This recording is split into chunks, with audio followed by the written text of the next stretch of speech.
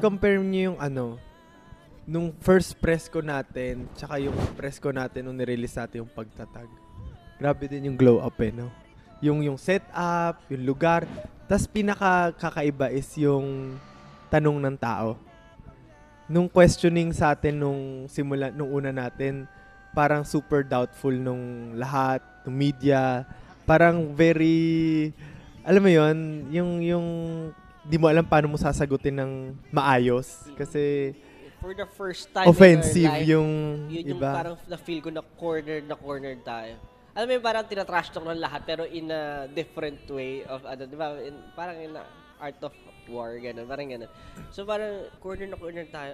Ano to? Gusto lang ba tayong pag-viralin sa negative stuff? Parang gano'n yung naisip ko. Although, syempre, wala naman akong personal grudges doon sa mga tao na yon.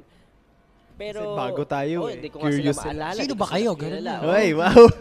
Sino ba kayo? Sino ba tayo? Parang ganun tayo tanongin nun Pero in a way, para siyang sa akin, it's a challenge during that time. Paano natin, kapag nalusutan natin to, malulusutan natin lahat. Parang ganun siya, yung naisip ko nun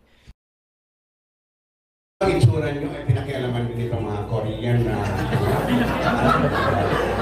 Yung sa itsura mo, kasi po, pag-ibig na po na part po kami ng Korean entertainment, tinulungan lang po nila kami pag-style. Paano nyo masasabing pinopromote nyo ang P-pop when actually, where you sing, even the Tagalog song, you sound like a K-pop.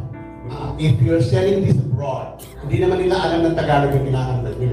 Even the Koreans, parang ganun din ang sinasabi yung K-pop. Pag nasa abroad na kayo, hindi nila alam yung language except that siguro sabihin you're from the Philippines. So how will you promote K-pop? You sound like a K-pop group. Parang yun nga Yun yung gusto ko lang ipasok yung sa Cream Zone. Na parang, ito lang yung meron tayo Parang gawa sa pawis, luhat, go. Wala tayong koneksyon, wala tayong resources, ni costume nga, wala tayong pambili, wala tayong pangkain. Parang, ito lang yung meron tayo, pero ito yung narating natin. So, ano pa yung makakabuwag sa atin? Ano pa yung makaka-break sa atin? Di ba? Parang, lahat ng ibang bagay, yung mga external things, maliit na bagay na lang yan kasi ito na yung na-build natin sa sarili natin. Sobra. Thank you for watching, guys. See you in the next video and update. Please like and subscribe to my channel. Keep watching. God bless everyone and always remember, be yourself and be a good one.